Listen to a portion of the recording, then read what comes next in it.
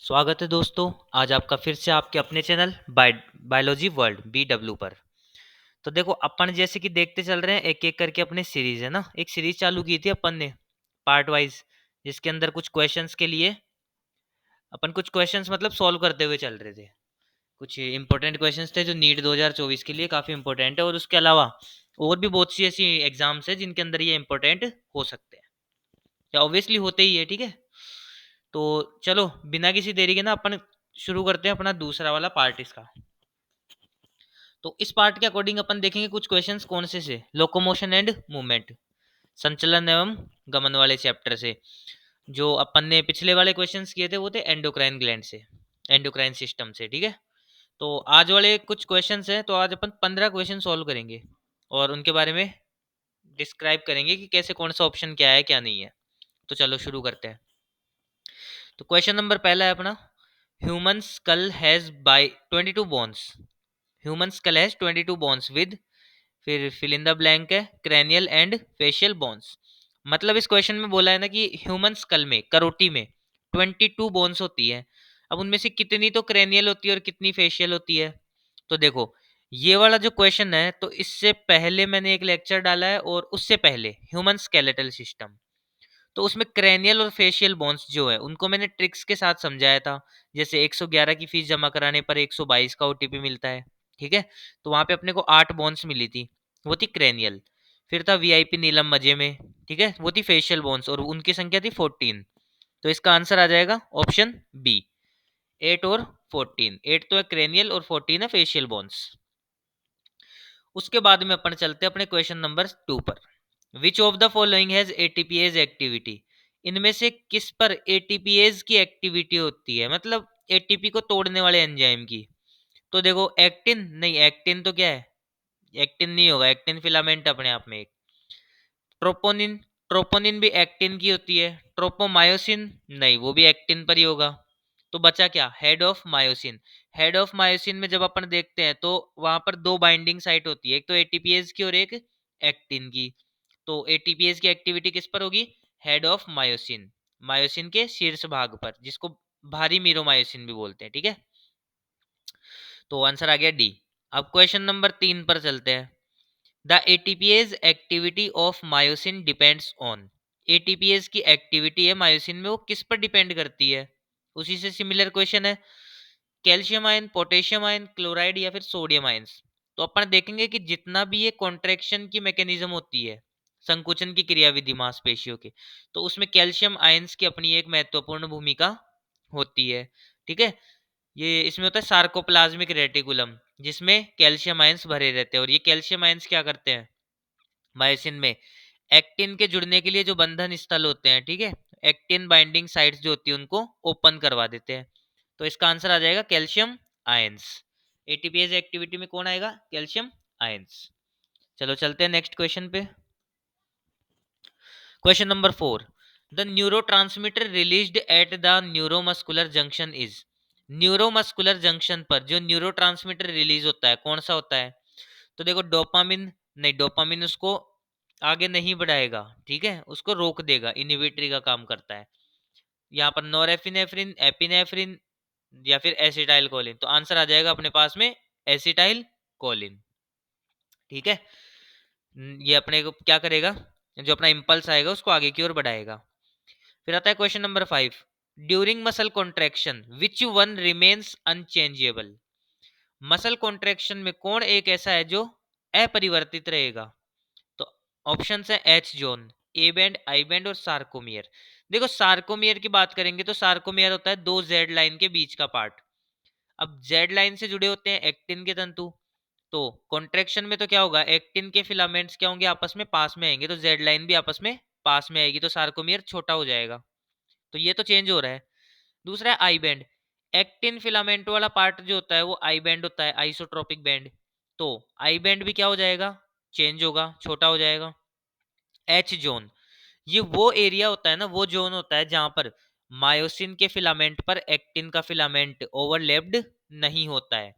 सिर्फ वो एरिया जिसके अंदर ओनली क्या होगा, मायोसिन का फिलामेंट। अब देखो कॉन्ट्रैक्शन होगा तो आई बैंड जो है वो छोटा होगा, मतलब एक्टिन के तंतु पास में आएंगे। एक्टिन के तंतु पास में आएंगे तो एच जोन की तो लंबाई कम होती जाएगी, और मान लो कि बहुत ज्यादा कॉन्ट्रैक्शन हो गया तो उस कंडीशन में तो एच जोन गायब ही हो जाएगा। लेकिन बात करते हैं ए बैंड। ए बैंड वो होता है जहां पर क्या, एक्टिन के, नहीं, मायोसिन के फिलामेंट होते हैं, एक्टिन मायोसिन के ओवरलैप्ड, तो वो तो देखो रहेंगे मायोसिन के ऊपर, जितना एक्टिन चाहे अंदर की ओर आ जाए, ठीक है, लेकिन वो एरिया, वो जो जोन है वो तो फिक्स रहेगा, वो अनचेंजेबल रहेगा। तो आंसर होगा इसका B, A band. Question number 6 की बात करते हैं। What is true about the white muscles. जो मसल्स दो होती है, व्हाइट और रेड, यहां पर बोला है व्हाइट मसल्स के बारे में कौन सी बात सही है, तो है मायोग्लोबिन कंटेंट इज हाई, नहीं, ये तो किस में होता है, रेड मसल में, जिस कारण से उसके अंदर रेड कलर शो होता है अपने को। लार्ज नंबर ऑफ माइटोकॉन्ड्रिया, अब देखो लार्ज नंबर ऑफ माइटोकॉन्ड्रिया होगा तो वहां पे रेस्पिरेशन कैसा होगा, एरोबिक होगा, वायवीय श्वसन होगा, तो वो तो रेड मसल में होता है। बात करते हैं डिपेंड ऑन एनारोबिक प्रोसेस, तो हाँ, माइटोकॉन्ड्रिया कम होते हैं तो प्रोसेस कैसा होता है, एनारोबिक, तो इसका आंसर आ जाएगा सी। उसके बाद में अपन बात करते हैं नेक्स्ट क्वेश्चन की। Clavicle articulates with the, clavicle जो होती है, जो अपने कॉलर बोन होती है, मैंने कल बताया था आपको, पिछले लेक्चर्स में बताया था, मतलब कि क्लेविकल जो होती है उसको ब्यूटी बोन भी बोलते हैं। ये किससे जुड़ती है, जाइफोइड प्रोसेस ऑफ स्टर्नम, नहीं, जाइफोइड प्रोसेस तो सबसे लास्ट का पार्ट होता है, जबकि क्लेविकल किससे जुड़ती है, ऊपर ही ऊपर, ठीक है। फिर बाद में बात करते हैं, इसको मेनोब्रियम भी बोलते हैं, उससे जुड़ती है क्लेविकल। तो ग्लिनोइड कैविटी ऑफ स्कैपुला, तो नहीं, ग्लिनोइड कैविटी में तो ह्यूमरस हड्डी जुड़ती है अपनी, ह्यूमरस, ये तो खुद एक बोन है। तो क्लेविकल किससे जुड़ेगी, ये जुड़ेगी स्कैपुला के एक्रोमियन प्रोसेस से, एक्रोमियन प्रवर्ध से जुड़ेगी, ठीक है, वहीं से आगे बढ़ करके क्लेविकल बनती है। तो इसका आंसर आ जाएगा सी, एक्रोमियन प्रोसेस ऑफ स्कैपुला। अब देखो क्वेश्चन नंबर 8, हाइपोकैल्सीमिया में लीड्स टू, हाइपोकैल्सीमिया एंडोक्राइन के अंदर अपन ने देखे थे क्वेश्चंस, तो हाइपोकैल्सीमिया का मतलब है कैल्शियम आयंस की ब्लड में कमी।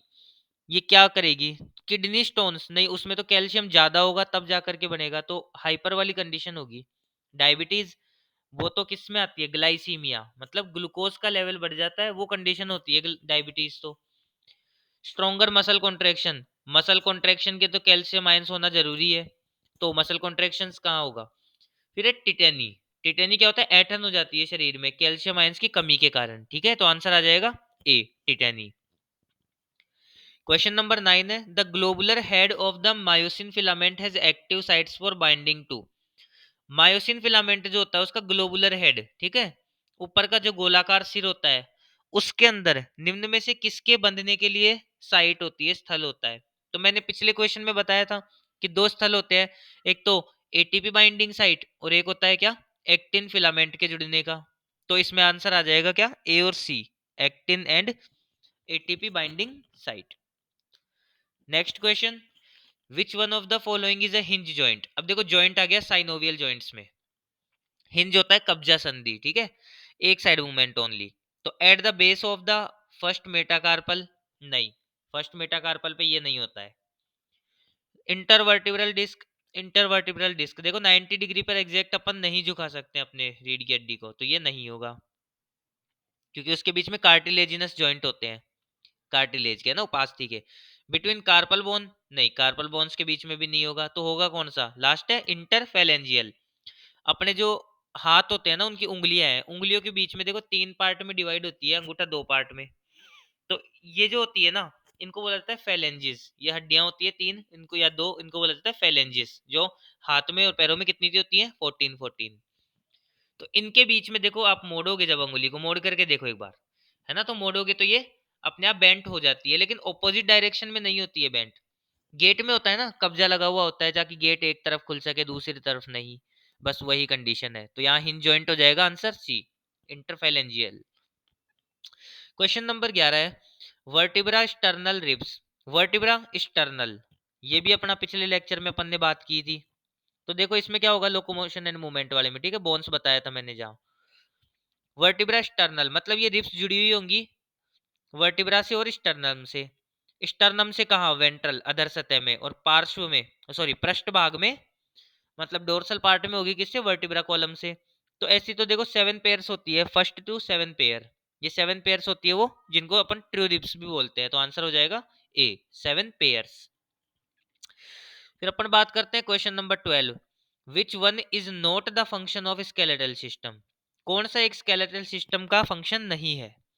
लोकोमोशन, अरे इसके लिए तो स्केलेटल सिस्टम बना ही है, ठीक है, तो लोकोमोशन तो होगा। Storage of minerals, obviously bones में क्या होते हैं, मिनरल्स ही तो होते हैं, तो मिनरल्स तो इसमें स्टोर रहेंगे। प्रोडक्शन ऑफ एरिथ्रोसाइट, हाँ बिल्कुल। बोन मेरो जो जानते हो, बोन के बीच का जो स्पेस होता है, बोन मेरो में ही तो आरबीसीज का प्रोडक्शन होता है, तो प्रोडक्शन ऑफ एरिथ्रोसाइट्स भी होगा।